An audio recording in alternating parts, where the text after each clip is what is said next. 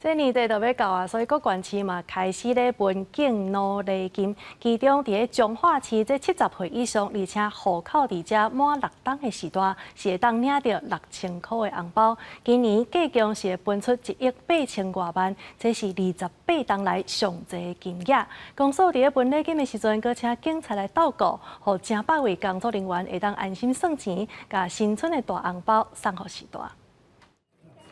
一沓一沓的现金，机器点好，换人工算钱。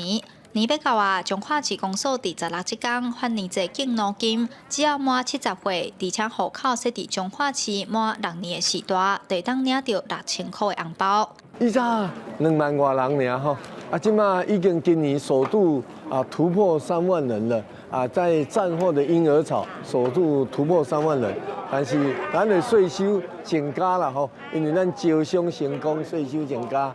市公所表示，这几档透过招商、停车场的设立，佮维产税加袂少收入，也让台湾进入超高龄化社会，也反映伫敬老金顶悬。彰化市今年计共发出1亿8289万的年节敬老金，是28年来发上侪钱的一摆。